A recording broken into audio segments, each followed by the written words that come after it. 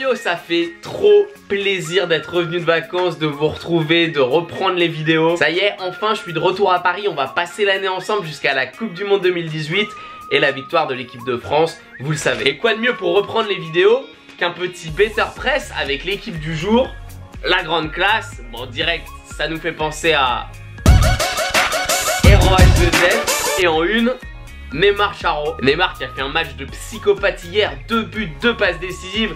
Donc la première question qu'on se pose tous en allant acheter le journal, est-ce qu'il va avoir 10 dans l'équipe? Match parfait. Réponse dans 2 minutes. En une également, on a Mbappé exclu de l'entraînement à Monaco. On a l'OM qui patine face à Angers. Et on a Mola. On a sorti les mecs négatifs. Le Toulousain, le coach de Toulouse. On commence évidemment avec PSG Toulouse, avec le petit édito de Vincent Duluc qui met un léger taquet au Barça, la dernière phrase sur Neymar. D'ailleurs, s'il a obtenu un penalty inexistant, il n'a pas dû trouver ça étrange. Il vient de Barcelone quand même. Petit taquet, petit. Et les notes du match, vous les attendez tous. Alors Neymar n'a pas eu 10 sur 10, il a seulement eu 9 sur 10. Donc c'était pas un match parfait, c'était un match exceptionnel selon l'équipe. Bon, par contre, le match PSG Toulouse a lui eu le maximum d'étoiles, 6 étoiles pour un match de gala. Ouais, je suis d'accord. 8 buts dont 5 dans les 15 dernières minutes. On peut appeler ça un match de gala, ça me va. Au niveau des stats, à noter que Toulouse a réussi l'exploit de marquer 2 buts avec seulement un tir cadré.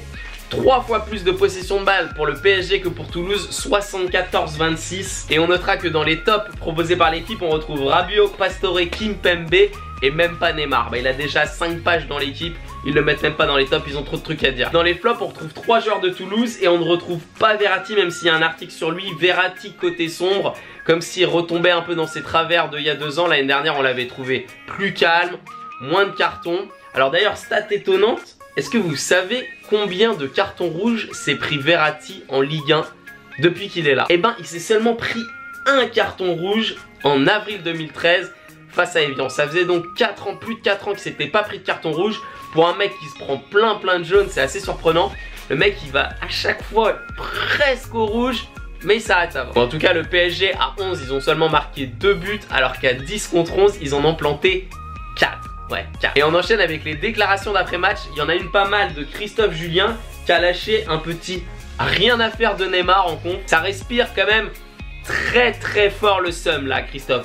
Mais très fort. Ouh, ce seum. Ouh.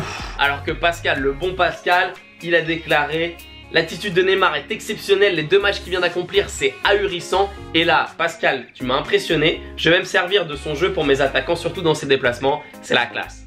La grande classe. Et une autre déclaration sympa de Max-Alain Gradel qui a déclaré, à propos de Neymar bien entendu: ce qui me laisse un goût amer, c'est qu'on l'a trop respecté et surtout, on l'a trop laissé faire. Mais non mon gars, toi t'es attaquant, mais les défenseurs, ils l'ont pas laissé faire, ils ont fait ce qu'ils pouvaient, sauf que Neymar, bah il fait ce qu'il veut, c'est ça le truc. On tourne à la page. Et on a une page entière sur Neymar. En 2 mots, Neymar il est fort, Neymar il est très fort. Voilà. Et on tourne à la page. Une page sur le public du Parc des Princes qui n'avait Dieu que pour Neymar. Oui, bah on commence à comprendre, il est très bon, il est très fort. Bravo. J'enchaîne, je passe à Monaco, sinon ça va être un peu redondant pour vous. Alors, Mbappé, Monaco, ça se tend. Un peu comme ma bite. Et l'équipe nous apprend que Mbappé a été exclu de l'entraînement suite à une petite altercation avec son coéquipier Andrea Raghi. Ça c'était la semaine dernière. Et aujourd'hui, eh ben, la situation est tendue. Mbappé a dit à tout le monde qui voulait rejoindre le PSG. Sauf qu'en attendant, le PSG a pas encore fait d'offre. Le PSG a une masse salariale trop importante. Vous connaissez l'histoire, fair play financier, etc. Du coup, Mbappé joue pas, Mbappé attend. Rien ne va pour personne, sauf pour le PSG qui est plutôt tranquille parce qu'il met Monaco dans la merde sans son meilleur joueur et qu'il est là dans les stars, qui sait s'il va pouvoir faire une offre. On verra ça. Il nous reste même pas une semaine avant le 31. J'ai hâte de savoir si Mbappé va jouer au PSG ou pas perso. Et vous? On tourne la page. Et double page sur Marseille qui a 10 jours pour grandir. Donc Marseille vient de faire 1 partout à domicile contre Angers et c'était pas fameux. 2 tirs cadrés pour Marseille, 4 tirs cadrés pour Angers. Angers aurait même pu l'emporter. Bon voilà, la semaine prochaine ils vont jouer à Monaco. Ça va être très compliqué. On a une belle cote pour Monaco. Pour ceux qui font des paris sportifs, je sais pas s'il y en a parmi vous. La cote a déjà bien baissé, elle était à 1,85 avant ce week-end. Là elle est ressortie, elle est à peu près à 1,60. c'est un peu moins bien. Mais franchement, au vu de la différence entre les deux équipes, t'as quand même envie de la prendre. Mais bon, je ferai sûrement une vidéo dessus ce week-end. On en reparlera. On enchaîne avec Lille. Et le titre de l'article, c'est l'impossibilité de Lille.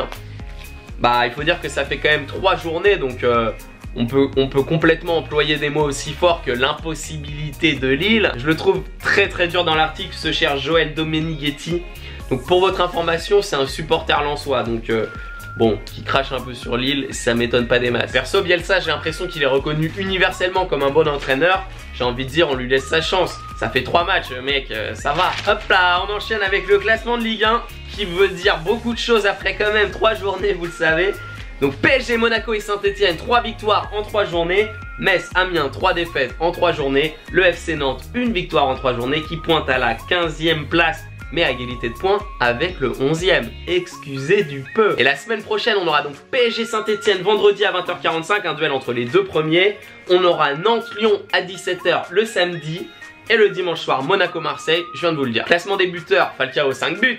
Classement des passeurs, Neymar 3 passes. Un petit mot pour continuer avec Nice-Naples demain. À mon avis, ça va être très délicat pour les Niçois. Parce que autant vous allez me dire, ils récupèrent Balotelli et Schneider. Bon, ça c'est cool. Sauf qu'au match aller, Cosiello et Plea ont été expulsés, donc ne joueront pas. Donc t'en récupères 2, t'en repères 2. Au final, t'es autant dans la merde qu'à l'aller où t'avais pris une valise. C'est pas ouf. Ok, 2-0, c'est pas forcément une valise, mais au vu du match, ça aurait pu être pire. On verra en tout cas. Allez les Niçois, on y croit. On veut le 3e club français en Ligue des Champions, normal. Page suivante. Dans les expressos avec les petites infos, on en a une pas mal. Vous êtes sûrement au courant, vous avez sans doute vu la vidéo. Nikolai Müller, ce champion. Le mec plante un but. 1-0 samedi contre Augsbourg. Il se blesse pendant la célébration. Il se fait les croisés. 7 mois estimés pour son absence. C'est quand même les boules. Mercato Express à la page suivante. Je vais pas vous faire tout le mercato parce qu'il y en a beaucoup. Mais un petit mot sur Dembélé et Dortmund. Ça, je sais que ça vous intéresse. Donc pour Dortmund, Dembélé reste en Allemagne. C'est ce qu'a dit le patron du Borussia. Il a dit que selon lui, Dembélé avait moins de 50% de chance de partir à Barcelone parce que c'est cher. Dembélé, il va pas partir comme ça. Ils veulent 150 millions d'euros. Donc on va voir. Le gros problème, c'est que Dembélé apparemment il se comporte pas très bien. Ça va pas très bien à Dortmund entre lui et ses coéquipiers. Donc je sais pas comment il va faire cette année s'il va pas à Barça. On lui souhaite bonne chance. En tout cas perso, évidemment j'ai envie de le voir à Barcelone. C'est un petit français, j'ai envie de le voir jouer dans le meilleur club du monde, ça paraît standard. Parce que n'oubliez pas qu'il y a une Coupe du Monde dans 1 an et qu'on va la gagner. Et on enchaîne avec une page super sympa sur la Turquie et sur l'accueil des joueurs par les supporters turcs quand ils arrivent à l'aéroport en Turquie. Et donc inutile de vous dire que c'est la folie. On nous montre 3 images avec Samri, Menez et Pepe qui sont tous les 3 arrivés cet été et c'est la folie. Il y a une interview de Pascal Nouma qui a joué pas mal en Turquie et qui a même demandé la nationalité turque. Ça fait 17 ans qu'il habite en Turquie, il kiffe ça. C'est génial. On enchaîne avec Barcelone qui a battu le Betis Séville 2-0, qui démarre bien le championnat espagnol par une victoire. Bon, il y a un truc que je trouve un peu bizarre, ils ont mis 6 étoiles au match pour un petit 2-0, le match n'a pas été exceptionnel. Donc je sais pas s'ils ont fait ça pour l'hommage aux victimes, pour ce qui s'est passé à Barcelone ou pas. Bon, en tout cas, bravo Barça, bravo Messi, 3 poteaux pour Messi. Page suivante, on nous parle un petit peu d'Italie avec enfin le premier jeu de mots des titres du journal. Milan de plénitude, que c'est beau, j'adore.